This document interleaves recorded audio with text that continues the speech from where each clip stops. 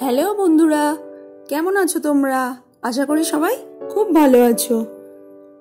আমার রান্নাঘরে তোমাদের সবাইকে স্বাগত। আজকে আমি অনেক দিন পর একটা রেসিপি নিয়ে চলে এসেছি তোমাদের সাথে শেয়ার করব বলে। তো চলো দেখে নি কিভাবে রেসিপিটা বানাচ্ছি। আমি আজ ভেজিটেবিল চপের রেসিপি তোমাদের সাথে শেয়ার করব। এখানে আমি শুকনো লঙ্কা দিয়ে দিলাম কড়ার মধ্যে, 2 চামচ ধনে, 2 চামচ জিরে দিয়ে দিলাম।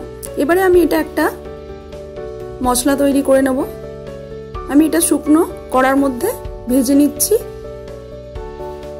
মশলাটা ভাজা হয়ে গেছে। এবারে আমি এটাকে একটা পেস্ট তৈরি করে নেব। এবারে মিক্সিং বোলে আমি মশলাটা নিয়ে নিয়েছিলাম। দেখুন কত সুন্দর একটা মশলাটা গুঁড়ো করে নিয়েছি। এখানে আমি 2টো সেদ্ধ আলু, একটা বিট আর একটা গাজর নিয়েছি। বিট গাজরটা আমি ভালো করে ছাড়িয়ে আগে থেকেই ধুয়ে রেখে দিয়েছিলাম। এবারে এরকম একটা গ্রেটার নিয়েছি, গ্রেট করে নিচ্ছি বিটটা। বিট আর গাজর দুটোই আমার গ্রেট করা হয়ে গেছে। গাজরটা আমি আর আলাদা করে দেখাইনি। এরপর কড়ার মধ্যে তেল দিলাম। এর মধ্যে দিয়ে দিচ্ছি বাদাম।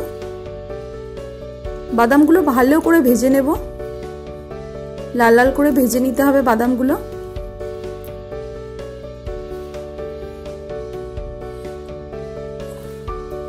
বাদামটা ভাজা হয়ে গেছে, এবার তুলে নিচ্ছি।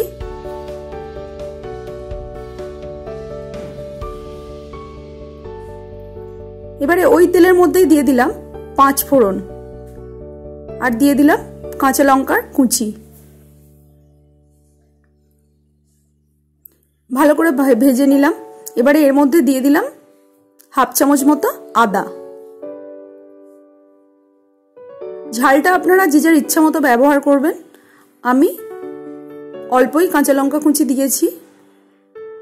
এরপর এখানে বিট আর গাজর যে গ্রেট করে রেখেছিলাম সেটা দিয়ে দিলাম। ভালো করে মশলাটার সাথে মিশিয়ে নিচ্ছি। দেখুন ভালো করে মিশে গেছে এবং বিট গাজরের পরিমাণটা কতটা কমে এসছে।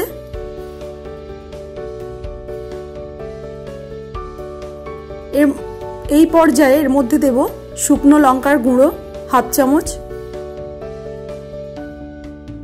যে মশলাটা ভাজা তৈরি করলাম ওটা দিয়ে দিলাম 1 চামচ আর নুন দিলাম 1/2 চামচ আর দিলাম 2 চামচ চিনি। এবারে ভালো করে মিশিয়ে নেব।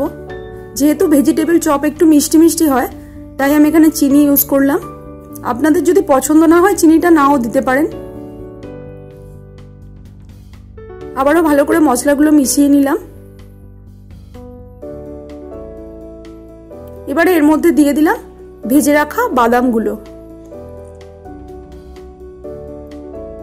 বাদামগুলো মিশিয়ে নেওয়ার পর এর মধ্যে দিয়ে দিলাম ম্যাশ করা আলু। আলুগুলো খুব বেশি চটকানোর দরকার নেই, এইভাবে একটু ভেঙে ভেঙে দিয়ে দিলেই হয়ে যাবে। আলুগুলো ভালো করে মিশিয়ে নিচ্ছি।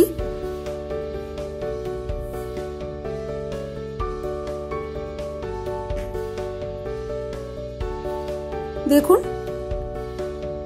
এইভাবে একটু নেড়ে নেড়ে ভালো করে মিশিয়ে নিতে হবে। একটা মন্ড মতো তৈরি হয়ে গেছে। কড়ার গা থেকে ছেড়ে ছেড়ে যাচ্ছে, মানে পুরটা রেডি হয়ে গেছে। এর মধ্যে দিয়ে দিলাম ধনেপাতা কুচি।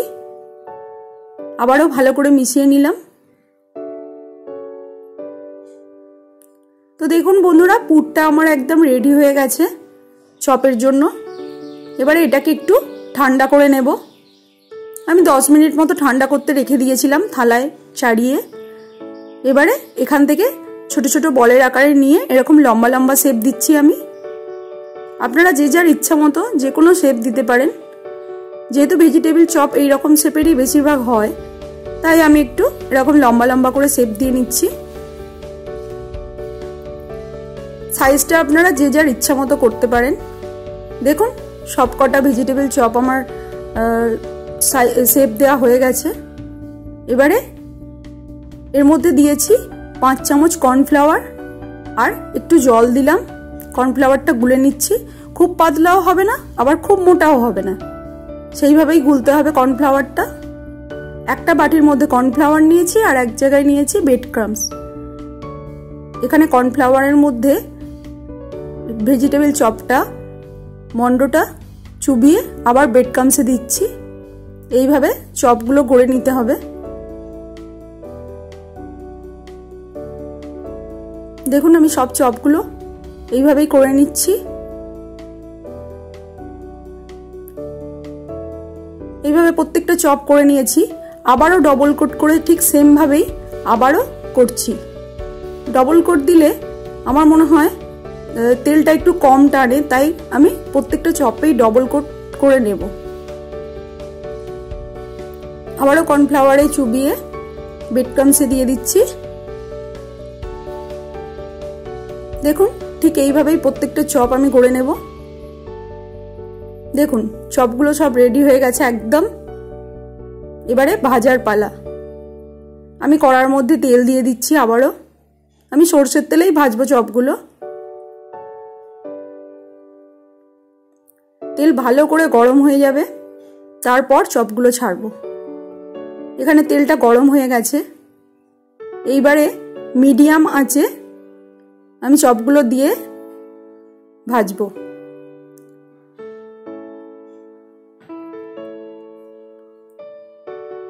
বেশ উল্টে পাল্টে এইভাবে নেড়ে নেড়ে ভেজে নেব। একদমই কম টাইম লাগে, মোটামুটি 3 থেকে 4 মিনিট ভাজলেই ভাজা হয়ে যায়, কারণ ভিতরের পুরটা তো তৈরি করাই থাকে।